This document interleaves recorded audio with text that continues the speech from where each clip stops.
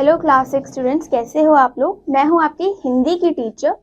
तो आज हम पाठ 1 से शुरू करेंगे आपकी बुक से, जो कि है भाषा, बोली, लिपि एवं व्याकरण। तो आइए सबसे पहले जानते हैं क्या कहता है पाठ। भाषा क्या है, भाषा के कितने रूप हैं तथा व्याकरण के कितने अंग हैं। आइए पाठ पढ़कर भाषा एवं व्याकरण के बारे में जानकारी प्राप्त करते हैं। आओ चर्चा करते हैं। भाषा तथा उनकी लिपियों के बारे में अपने मित्रों से चर्चा कीजिए। तो बच्चों, आप अपने मित्रों से भाषा एवं उनकी जो लिपियां हैं उसके बारे में अपने मित्रों से चर्चा करें। आइए चित्रों के द्वारा हम भाषा के विभिन्न रूपों के बारे में जानकारी प्राप्त करते हैं। यहाँ 2 चित्र दिए गए हैं। पहले चित्र में पुस्तकालय अध्यक्षा विद्यार्थियों को चुप रहने का संकेत दे रही है।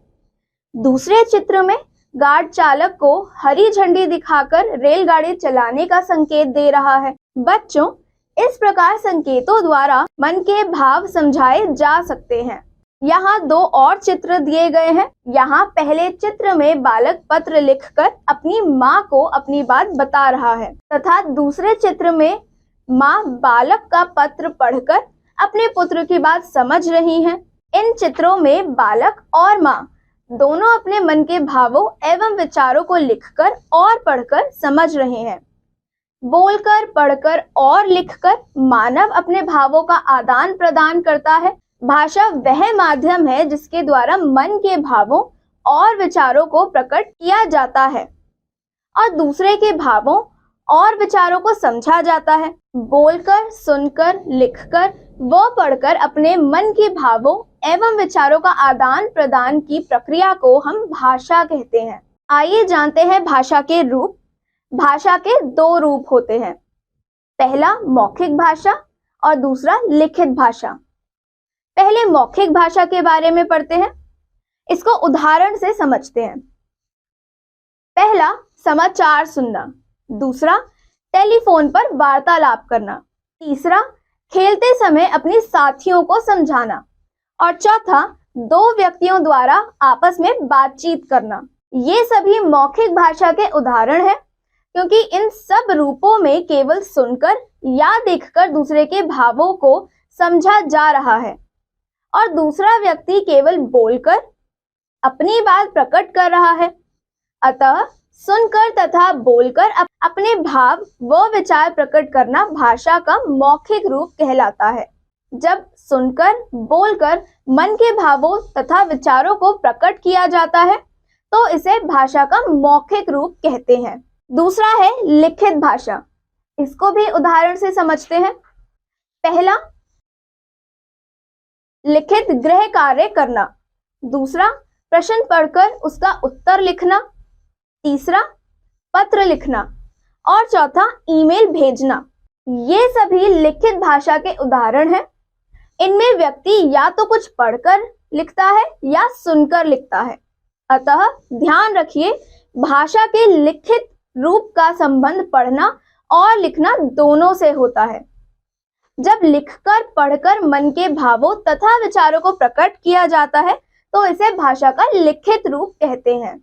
अब देखते हैं भाषा के विविध रूप। पहला है मातृभाषा। यह भाषा वह रूप है जिसे बालक अपनी माँ तथा अपने परिवार से सीखता है। पंजाबी परिवार में पले बढ़े बच्चे की मातृभाषा पंजाबी होती है। दूसरा है राजभाषा। जिस भाषा में सरकारी कामकाज किया जाता है उसे राजभाषा कहते हैं। भारत की राजभाषा हिंदी है। यहाँ आप देख सकते हैं भारत संविधान में स्वीकृत 22 भाषाएं दी गई हैं, जो कि है हिंदी, कन्नड़, कश्मीरी, कोंकणी, मैथिली, गुजराती, मलयालम, मराठी, नेपाली, उड़िया, पंजाबी, मणिपुरी, संस्कृत, सिंधी, तमिल, तेलुगु, उर्दू, संथाली, असमिया, बंगला, बोडो, डोगरी। अब हम देखते हैं विश्व की कुछ प्रसिद्ध भाषाएं, जो है स्पेनिश, थाई, पुर्तगाली, अरबी, डच, अंग्रेजी, चीनी, जर्मनी, जापानी और फ्रेंच। इस पाठ में अब हम जानेंगे बोली के बारे में।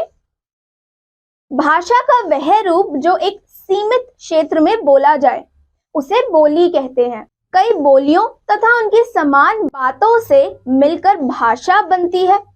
बोली व भाषा का बहुत गहरा संबंध है।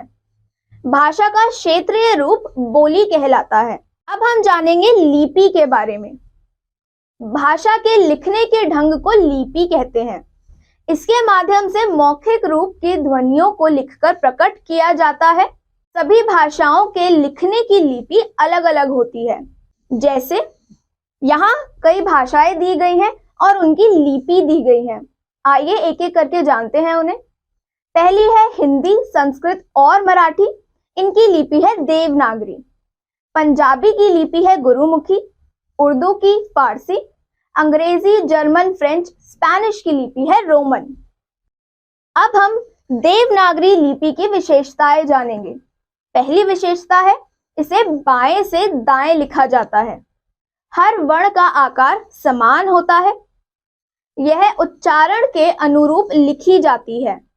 यहाँ हमें एक चित्र दिया गया है। इस चित्र को देखते हैं। इस दिए गए चित्र में दो बहनें बाजार जा रही हैं। छोटी बहन बड़ी बहन से कह रही है, दीदी क्या हम बाजार जा रहे हैं? वहां मेरे को नया गुड़िया लूंगा।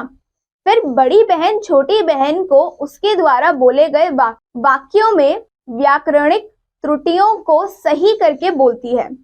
आयशा, तुमने जो वाक्य बोला है वह गलत है। सही वाक्य ये है, दीदी क्या हम बाजार जा रहे हैं?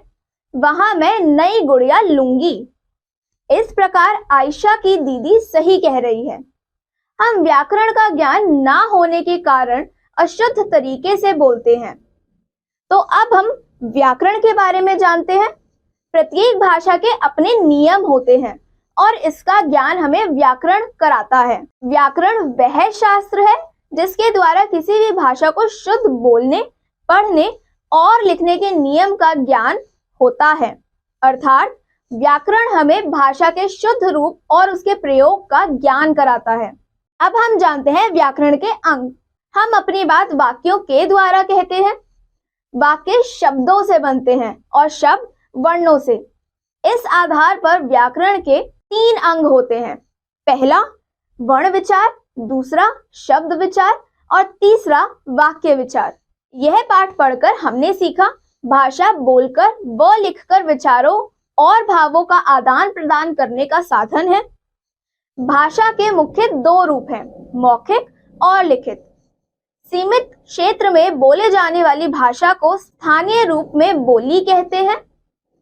भाषा को लिखने की विधि को लिपि कहते हैं। हिंदी भारत की राजभाषा है। व्याकरण भाषा के शुद्ध रूप का ज्ञान कराता है। तो धन्यवाद बच्चों। अब हम मिलेंगे नई क्लास में। तब तक के लिए जो भी आपने आज पढ़ा उसको रिवाइज करते रहिए। धन्यवाद।